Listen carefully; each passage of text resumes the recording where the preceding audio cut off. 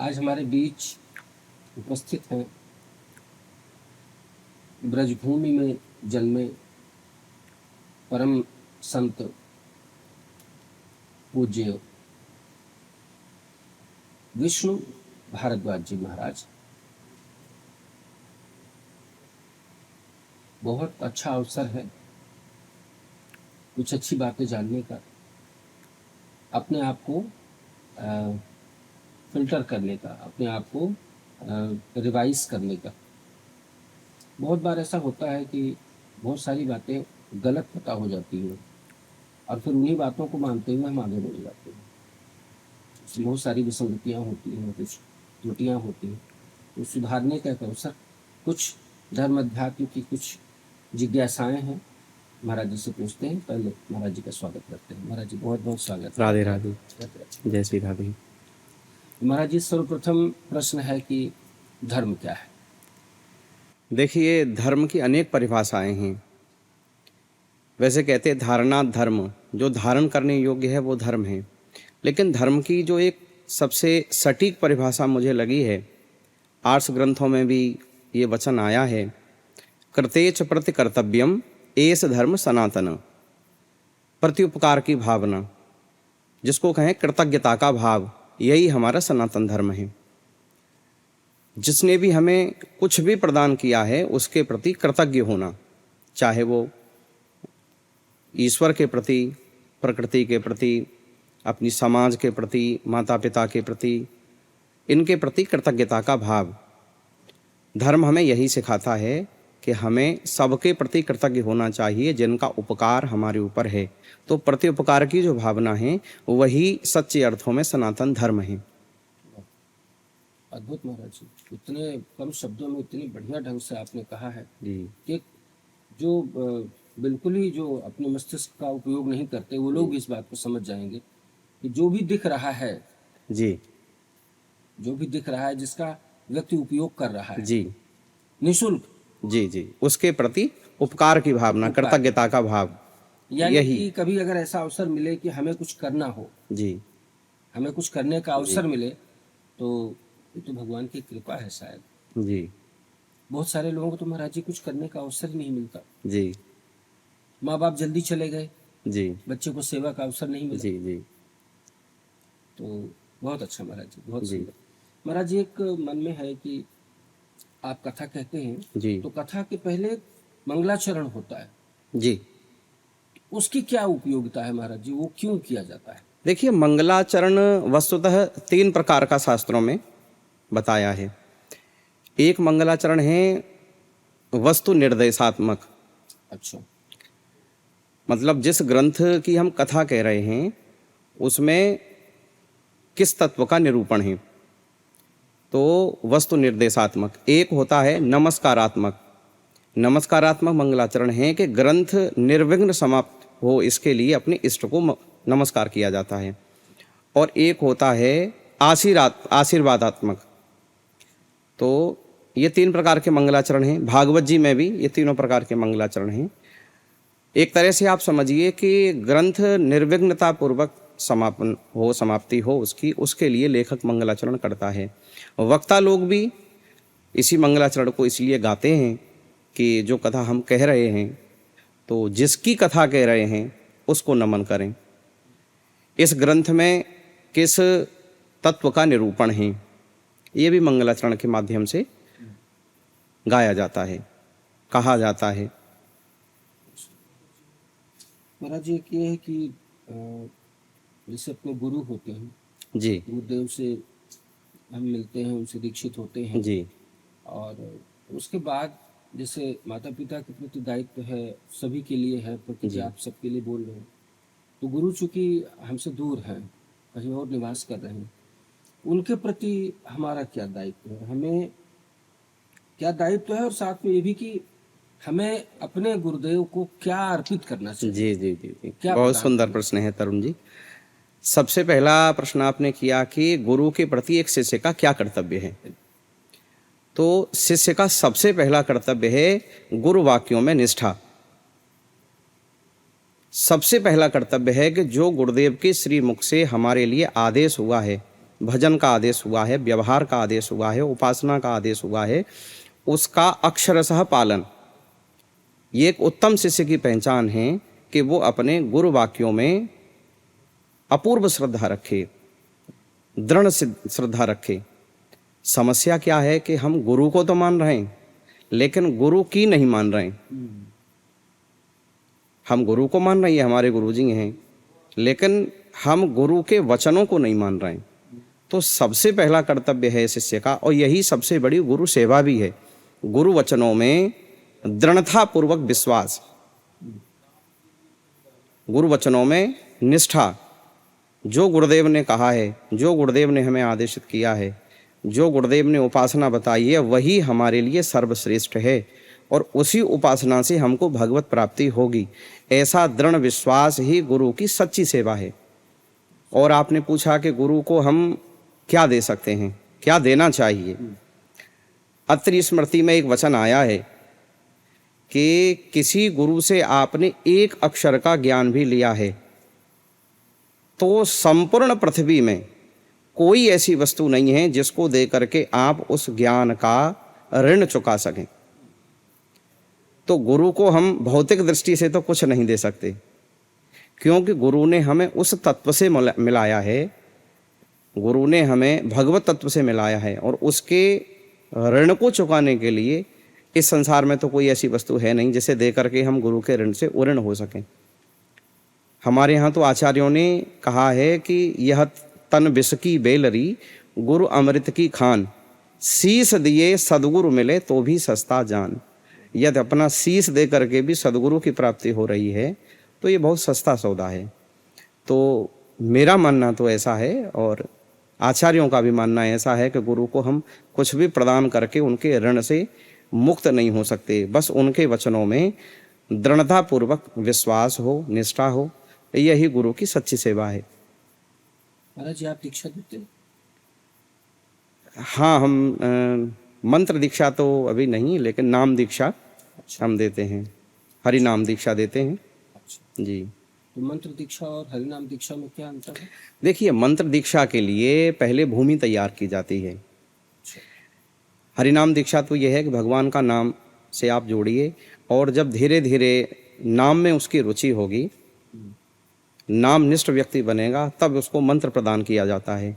अब आप सीधे मंत्र दीक्षा देंगे तो मंत्र का कुछ विधान होता है, मंत्र के कुछ नियम होते हैं, और उसके लिए वो अधिकारी नहीं है जिसको आप मंत्र दे रहे हैं। तो हरिनाम में सबका अधिकार है। पहले हरिनाम दे करके उसके अंतःकरण को उस दिशा में ले जाते हैं कि अब वो मंत्र करने का अधिकारी हो गया। तो जहाँ हमें लगता है कि अब ये मंत्र का अधिकारी है तो वहाँ मंत्र दीक्षा भी दी जाती है, क्योंकि हम स्वयं जगतगुरु निम्बार्काचार्य पीठाधीश्वर गोलोकवासी श्री जी महाराज जी से दीक्षित हैं, जो इस समय निकुंजवासी हो चुके हैं। वो भौतिक दृष्टि से हम सबको दर्शन नहीं दे रहे हैं, तो हम एक स्वयं सत्संप्रदाय से दीक्षित हैं, तो हमको अधिकार भी है दीक्षा देने का। देते हैं दीक्षा, लेकिन अधिकारियों को, जो मंत्र के अधिकारी हैं उन्हीं को, नहीं नाम दीक्षा में सबका अधिकार है तो नाम दीक्षा देते हैं। महाराज जी, दीक्षा से मुझे ये ऐसा लग रहा है, आज जहाँ 16 संस्कार विलुप्त से ही हो गए हैं जी, विवाह की जगह, विवाह के स्थान पर शादी हो रही है, फिर तलाक हो रहा है जी। आज जहाँ पारिवारिक बड़ा उथल पुथल मचा हुआ है, लोग दूसरों का लेने के चक्कर में, दूसरों को नीचे गिराने के चक्कर में अपना जीवन बर्बाद कर रहे हैं। महाराज जी, आज पता नहीं क्या क्या हो रहा है जी। लोग नशे में, नशा बढ़ रहा है, ऐसा लग रहा है जी। लोग। तो ऐसे में इन लोगों के उद्धार का क्या रास्ता है महाराज जी? ये लोग तो फिर कभी दीक्षा ले ही नहीं पाएंगे इनका। जी जी जी। देखिए, आपने बहुत प्रासंगिक प्रश्न किया है कि आजकल जो वर्तमान परिप्रेक्ष्य है, अब लोगों का व्यवहार ही शुद्ध नहीं है तो परमार्थ कैसे शुद्ध होगा? और व्यवहार और परमार्थ दोनों शुद्ध होंगे सत्संग से। आजकल सत्संग से व्यक्ति यदि जुड़े तो उसका व्यवहार भी शुद्ध होगा और उसे कर्तव्य बोध भी होगा। जैसे आप कह रहे हैं कि आजकल विवाह नहीं शादियां हो रही हैं, तो शादियां इसीलिए हो रही हैं कि आजकल वैवाहिक संबंध को अर्थ के रूप में देखा जा रहा है। जहां वैवाहिक संबंध अर्थ की प्रधानता से होंगे, जहां वैवाहिक संबंधों की नींव अर्थ होगी, पैसा होगा, तो वहाँ वैवाहिक संबंध तो नहीं, वो शादी ही हैं, कॉन्ट्रैक्ट ही हैं। और वर्तमान परिप्रेक्ष्य में जैसे संबंध विच्छेद हो रहे हैं, विवाह विच्छेद हो रहे हैं, इसका भी यही कारण है। एक विदेशी रिपोर्ट अभी आई, उसमें हमने पढ़ा कि 75% जो है वो प्रतिबद्धता की कमी के कारण तलाक हुए हैं लोगों के, आपस में विश्वास की कमी के कारण तलाक हुए हैं। और विश्वास उस रिश्ते में कैसे हो सकता है जिसमें सबसे पहले अर्थ को प्रधानता दी गई हो। यही हमें तो मुख्य कारण लगता है कि एक तो अर्थ को प्रधानता है, सत्संग का अभाव है, सद्विचारों का अभाव है, और सद्विचार आते हैं सत्संग से। सत्संग की धारा से लोग जुड़ नहीं पा रहे हैं, और जहाँ जुड़ भी रहे हैं आजकल धार्मिक स्थानों पर इतनी भीड़ है, कथा पांडालों में भी इतनी भीड़ है, तो उसमें सत्संग की प्राप्ति के लिए जा रहे हैं ऐसा नहीं है, बहुत कम लोग हैं। लेकिन एक उन्माद जैसा है, और सबसे मुख्य कारण है आजकल की जो रील्स बना रहे हैं उसका भी एक कारण है, कि मोबाइल भी एक कारण है, पब्लिसिटी भी एक कारण है। तो वास्तविक सत्संग से यदि हम जुड़ें तो व्यवहार भी शुद्ध होगा, और जब व्यवहार शुद्ध होगा तो परमार्थ शुद्ध होगा। इनकी मुक्ति का यही उपाय है, इनके मोक्ष का यही उपाय है, इनके परिवर्तन का एक यही उपाय है कि ये ज़्यादा से ज़्यादा सत्संग से जुड़ें। कहाँ है सत्संग, कैसे मिले?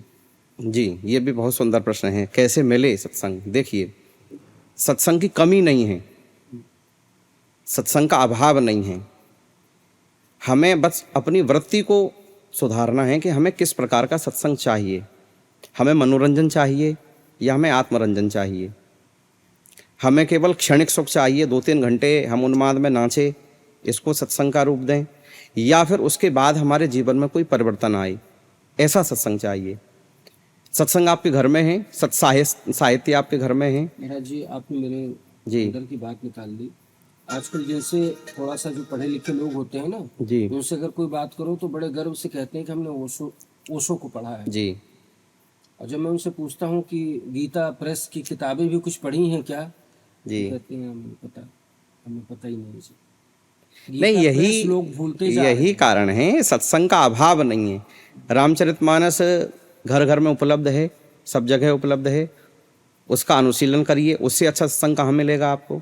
गीता जी घर घर में उपलब्ध हैं, गीता जी का स्वाध्याय करिए, उससे अच्छा सत्संग कहाँ प्राप्त होगा। भागवत जी, गीता प्रेस जी ने गीता प्रेस से भागवत जी उपलब्ध हैं, वो पढ़िए। ऐसा कौन सा शास्त्र है जो इस समय उपलब्ध नहीं है? अच्छा, जो टेक्नोलॉजी का प्रयोग करते हैं उनके लिए PDF सारी उपलब्ध हैं, वो पढ़िए। बात ये है कि वृत्ति सत्संग की नहीं है ना, वृत्ति यदि सत्संग की हो तो सत्संग का अभाव नहीं है।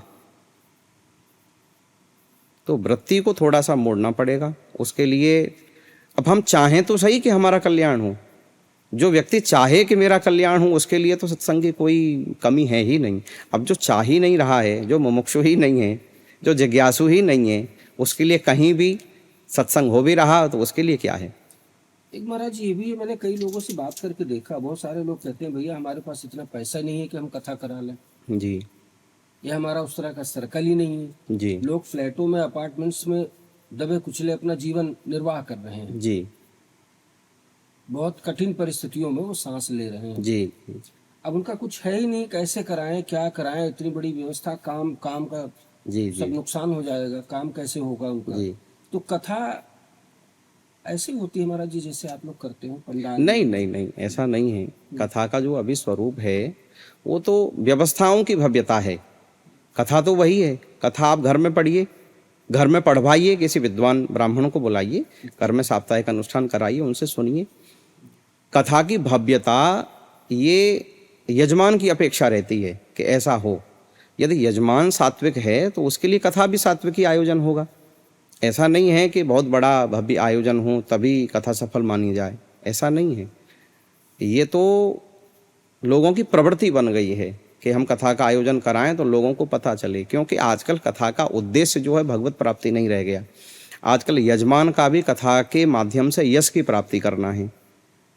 तो उसको भी लगता है कि इतना बड़ा आयोजन होगा तो मेरा भी समाज में यश होगा।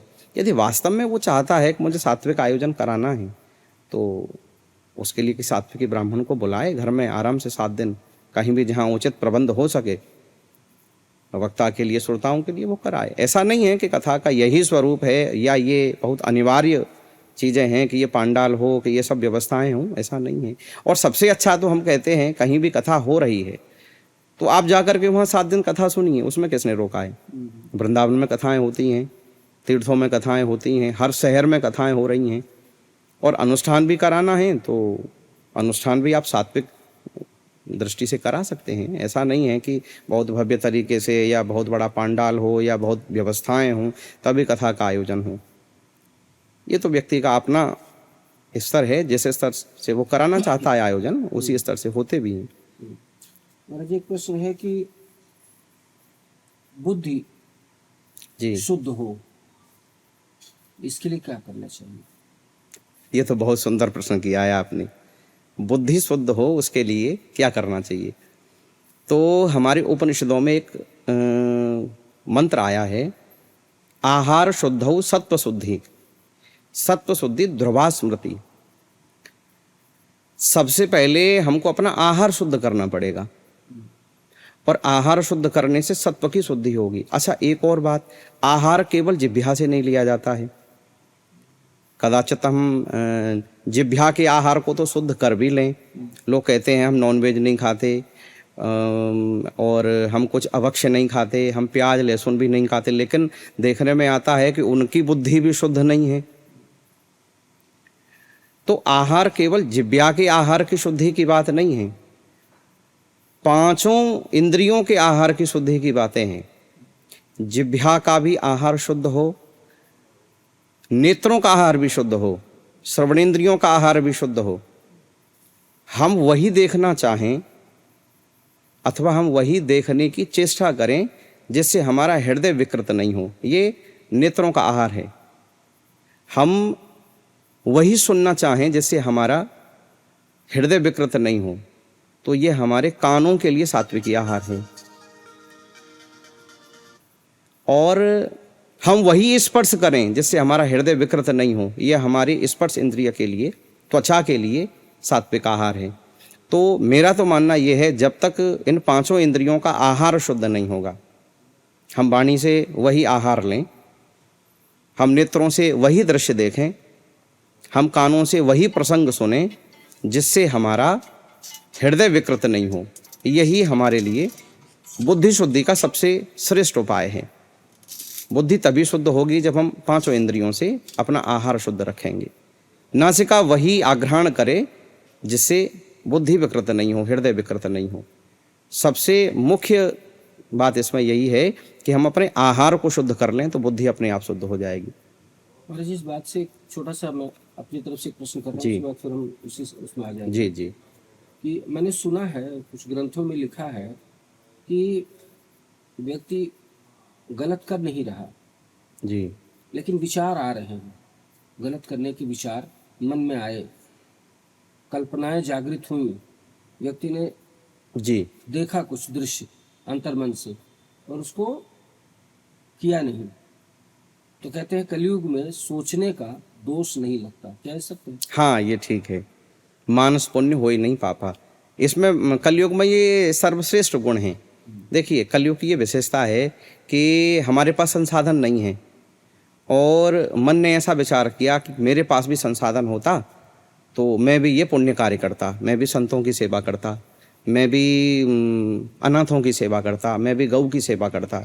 ये सोचा उसने मन में कि मेरे पास संसाधन होती तो मैं ऐसा करता, और उसने किया नहीं, लेकिन उसका पुण्य उसको मिल जाएगा। ये कलयुग की विशेषता है।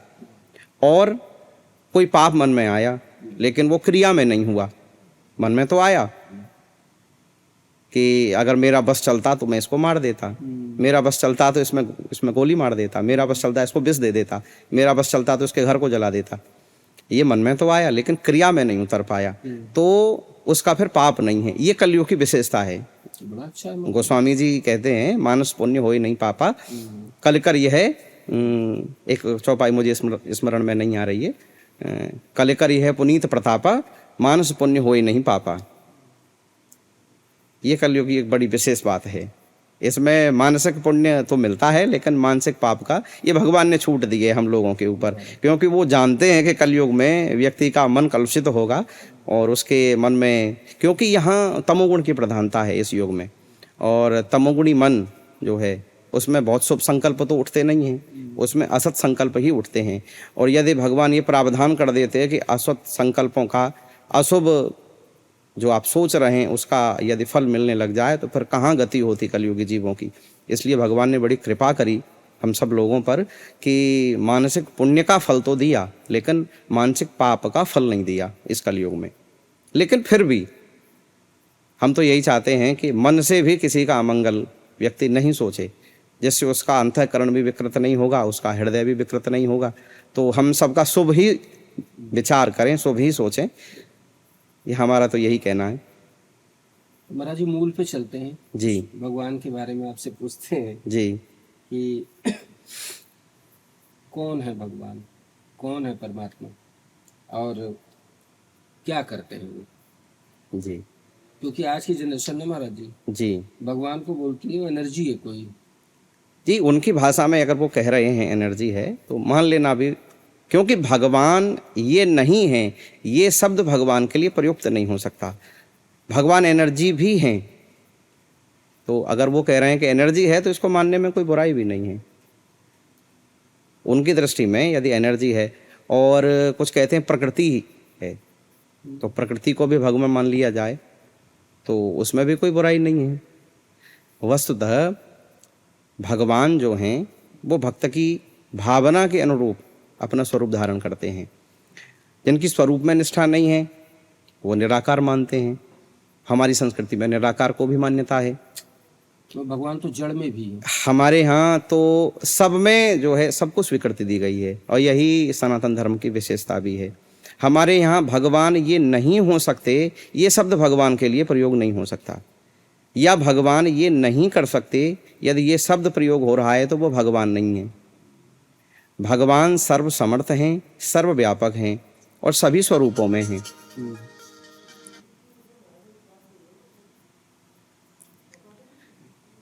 तो भगवान की सर्वव्यापकता है। अगर कोई एनर्जी कह रहा है उसका भी स्वागत है हमारे धर्म में। कोई कह रहा है उसका रूप रंग नहीं है, उसका भी स्वागत है। कोई कह रहा है नहीं वो तो साकार है, हमसे बातें करते हैं, तो उसका भी स्वागत है। कोई कह रहा है नहीं वो बाल स्वरूप में है, वो हमको वात्सल्य प्रदान करते हैं, तो उसका भी स्वागत है हमारे सनातन धर्म में। कोई कहता है नहीं हमने उनको प्रियतम बना रखा है, तो उसका भी स्वागत है हमारे यहाँ। इतना व्यापक ये हमारा सनातन धर्म ही है कि जहाँ सारी विचारधाराओं को, सारे भावों को वही स्थान मिला है। और सबसे बड़ी विशेष बात है कि जो हमारे यहाँ ईश्वरीय सत्ता का निषेध करते हैं उनका भी स्वागत हमारे यहाँ नास्तिकवाद में किया गया है। जो कहते हैं ईश्वर नाम की कोई सत्ता ही नहीं है, उनको भी नास्तिकवाद, हमारे यहाँ आचार्य हुए हैं नास्तिकवाद के, उनको भी हमारे यहाँ सम्मान है, क्योंकि ये उनकी विचारधारा है। हमने पहले ही कहा आपसे कि सनातन धर्म की व्यापकता को कोई समझ ले, सनातन धर्म के मर्म को कोई समझ ले, तो वो किसी मत महजब पंथ जो है उसमें नहीं जा सकता।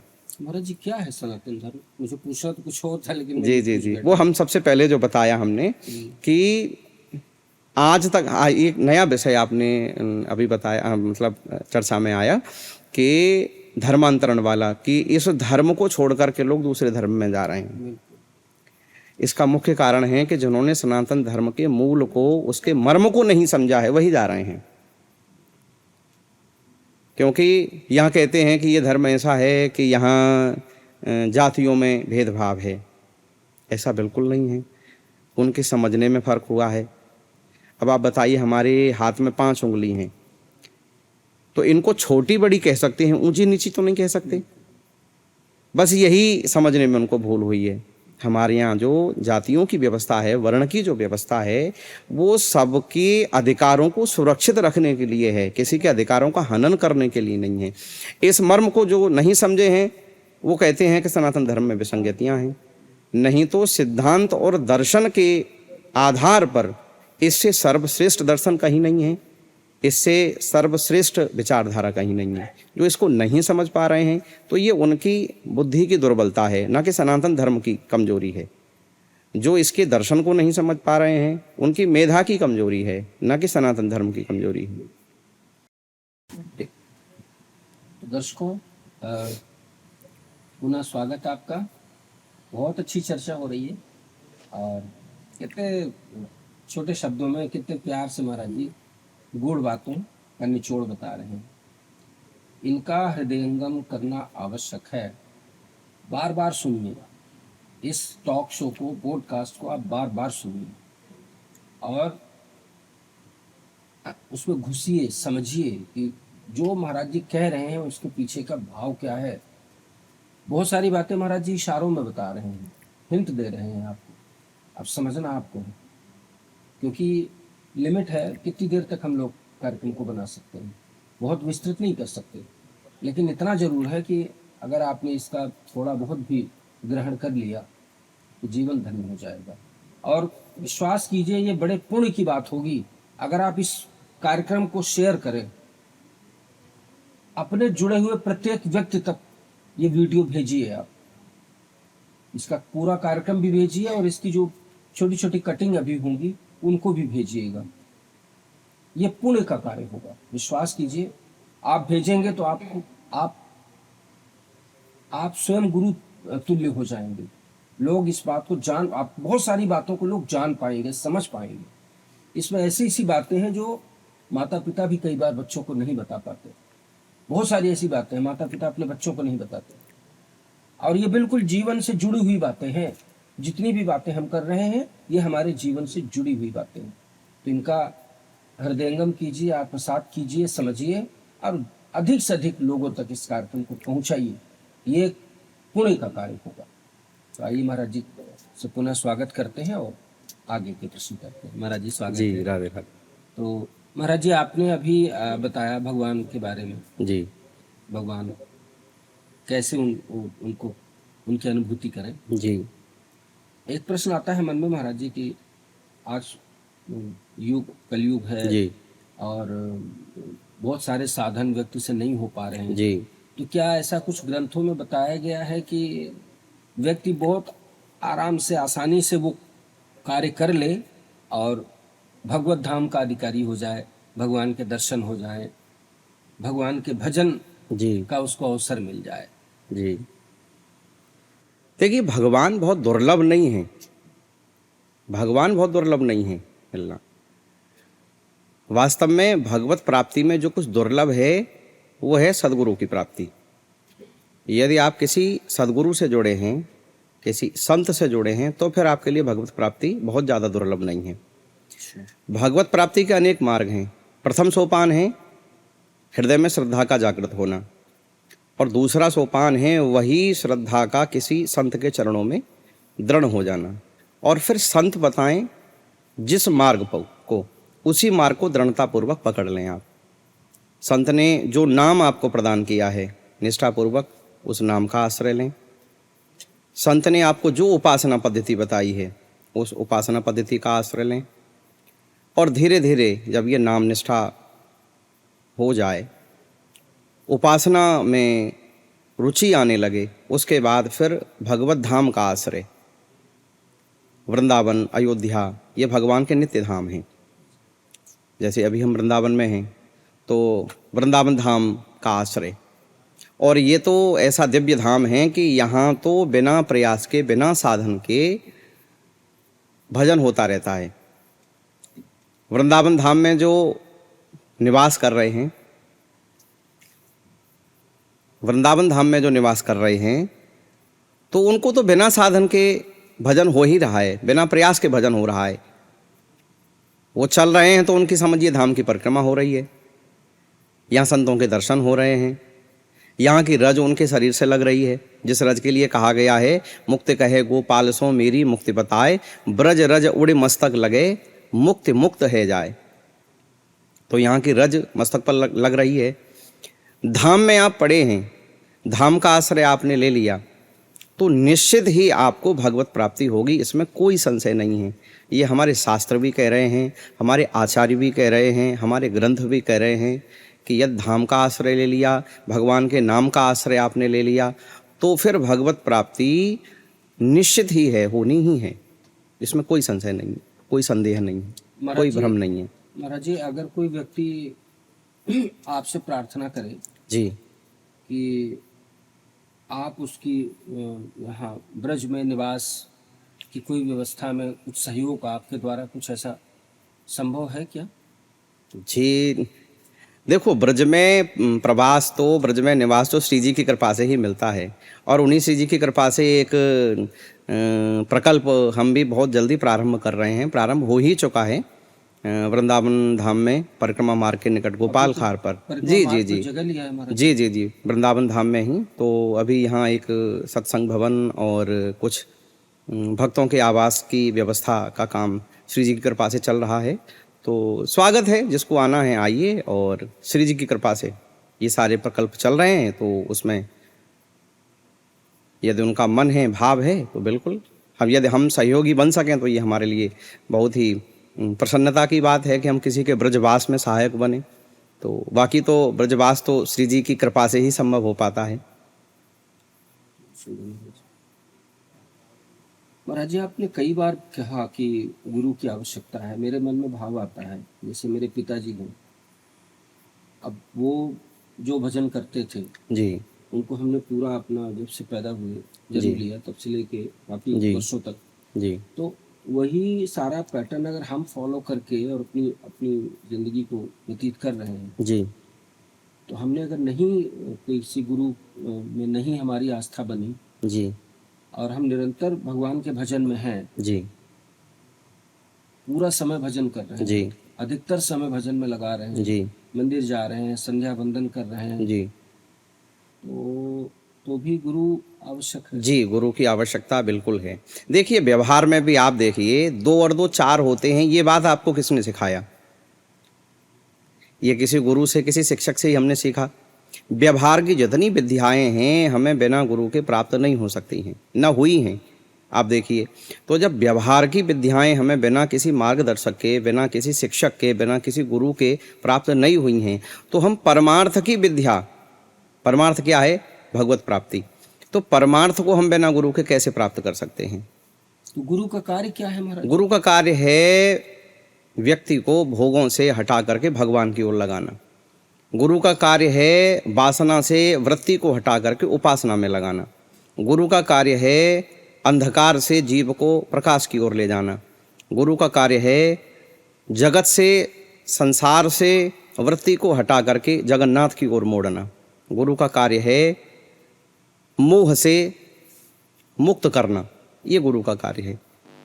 महाराज जी, एक अंतिम प्रश्न, जी। हम तो बहुत है जी, धीरे करेंगे कि एक साधारण व्यक्ति को, जी जो घर गृहस्थी वाले जी गृहस्थ लोग हैं, जी अपना जीवन सभी जाति संप्रदाय के लोग जी जी अपने अपने तरीके से व्यतीत करते हैं, तो बस इतना सा कि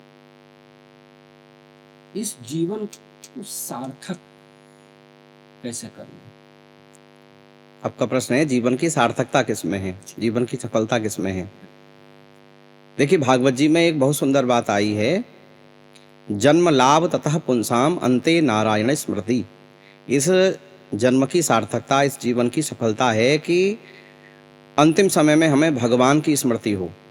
अच्छा, अंतिम समय में भगवान की स्मृति कैसे होगी? उसके लिए सतत प्रयास करना पड़ेगा। ये कोई संयोग तो होता नहीं है, क्योंकि अंतिम समय में व्यक्ति का चिंतन वैसा ही होता है जैसा उसके पूरे जीवन का व्यवहार रहा है।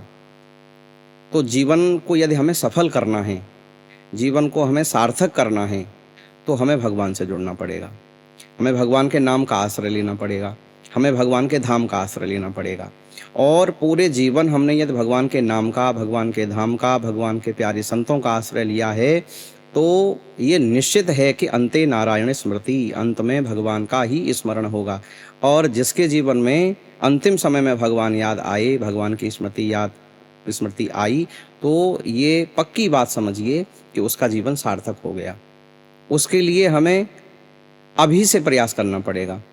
क्योंकि अंत में नारायण भगवान की स्मृति उसी को होगी जिसने पूरे जीवन भगवान का स्मरण किया है। यही जीवन की सार्थकता है।